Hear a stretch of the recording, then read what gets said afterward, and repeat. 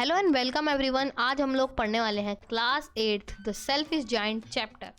तो ये कहानी शुरू होती है छोटे छोटे बच्चों के साथ जो कि गार्डन में खेला करते थे जब वो स्कूल से आ जाया करते थे आफ्टरनून के अंदर। और जो वो गार्डन था वो बहुत ज़्यादा प्यारा था और बहुत ज़्यादा बड़ा गार्डन था और उसके अंदर सॉफ्ट सॉफ्ट ग्रासेस भी थी। और उस गार्डन के अंदर जो ट्रीज थे उनके ऊपर फ्रूट्स भी आया करते थे। और उस गार्डन के अंदर जो बर्ड्स थी वो भी बहुत ज़्यादा स्वीट गाना गाया करती थी। पर ये इतना सुंदर जो गार्डन था, ये गार्डन था किसका? ये गार्डन था जाइंट का गार्डन। एक दिन जाइंट अपने गार्डन फिर से आ जाता है, वो भी लगभग 7 साल बाद। अब जो जाइंट है ये 7 साल बाद अपने गार्डन आता है, तो ये जाइंट 7 साल से था कहाँ? ये जो जाइंट था ये अपने फ्रेंड के साथ रुका हुआ था, जिनका नाम था कॉर्निश और जी।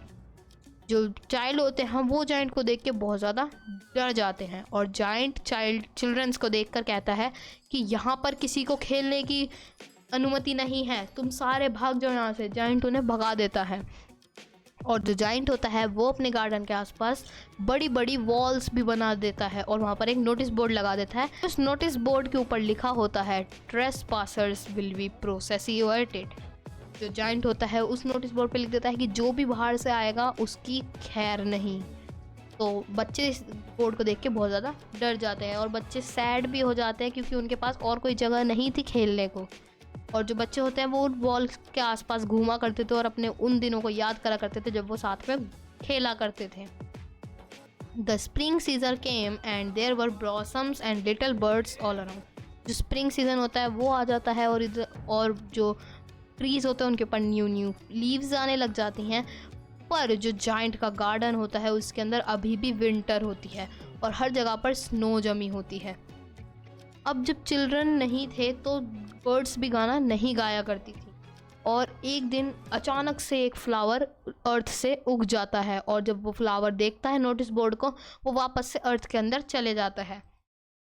जब अब जाइंट के गार्डन में नॉर्थ विंड और एंड हेल स्टॉर्म, यानी कि अब जाइंट के गार्डन में तूफान आने लग जाता है और जाइंट की सेल्फिशनेस की वजह से जो भी ट्रीज होते हैं उनके ऊपर जो भी फ्रूट्स आ रहे होते हैं अब फ्रूट्स भी नहीं आने लगे थे।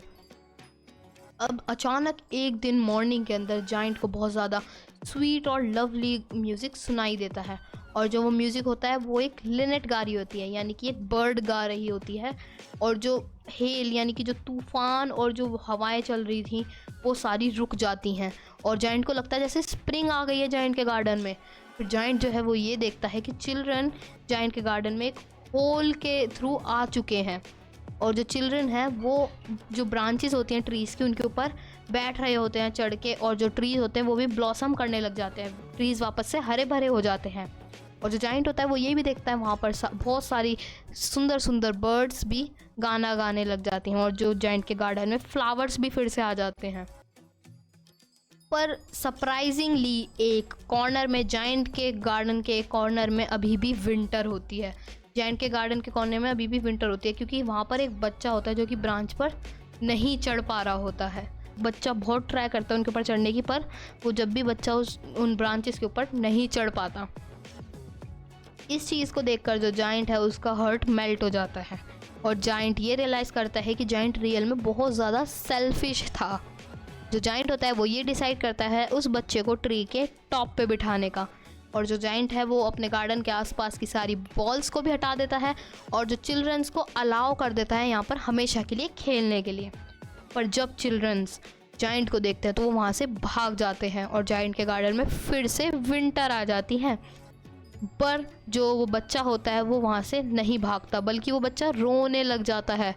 जो जाइंट होता है वो उसे ट्री के टॉप पे बिठा देता है और जो ट्री होता है वो ब्लॉसम हो जाता है, वो ट्री भी हरा भरा हो जाता है। और इस चीज़ को देखकर वो जो बच्चा होता है वो जाइंट को किस भी करता है कि जाइंट तो बहुत अच्छा है। पर जो फिर बच्चे होते हैं उन बच्चों को रियलाइज़ होता है कि जाइंट अब पहले जैसा नहीं है, जाइंट बहुत ज़्यादा अच्छा है। The spring came back with them. जब बच्चे गार्डन में खेलने आने लग जाते हैं तो स्प्रिंग भी आने लग जाता है बच्चों के साथ। जो जाइंट होता है वो बच्चों के साथ हर आफ्टरनून में खेला करता था, पर कुछ दिनों तक वो बच्चा जाइंट को नहीं दिखा। ऐसे ही सालों बीत गए पर जाइंट जो है वो बहुत ज़्यादा कमज़ोर हो चुका था और एक विंटर की मॉर्निंग में जाइंट देखता है उसके गार्डन के कॉर्नर के अंदर कि वाइट ब्लॉसम्स के साथ एक ट्री उगा है बहुत ज़्यादा सुंदर, जिसके ऊपर वाइट वाइट फूल्स हैं और उसके अंदर गोल्डन ब्रांचेस भी हैं। मतलब जो ट्री है उसके गोल्डन ब्रांचेस है, मतलब बहुत ज़्यादा सुंदर ट्री होता है। और जाइंट ये भी देखता है कि वो जो छोटा सा बच्चा होता है वो उसी ट्री के नीचे बैठा होता है। जो जाइंट देखता है कि वो जो बच्चा है वो बहुत ज़्यादा घायल होता है, उस बच्चे को बहुत ज़्यादा चोट लगी होती है। और जो बच्चा होता है वो कहता है कि नहीं, ये तो प्यार के जख्म है, यानी कि वो बच्चा कहता है I am wound, it is wounds of love. पर जो जाइंट होता है वो फिर से गुस्से में कहता है कि जिसने भी तुम्हें चोट पहुंचाई है मैं उसे नहीं छोड़ूंगा। पर जो बॉय होता है वो स्माइल करता है और जाइंट को कहता है कि क्या आप मेरे गार्डन में आओगे। पर थोड़ी देर बाद जो चिल्ड्रन होते हैं वो देखते हैं कि जाइंट उसी ट्री के नीचे मर चुका था और जाइंट के ऊपर वाइट वाइट ब्लॉसम्स भी गिर गए थे, वाइट वाइट फूल भी गिर गए थे। तो ये चैप्टर आपका यहीं पर ख़त्म हो जाता है। तो अब आपको इसमें थ्योरी बताने की वो जो बच्चा था वो कौन था।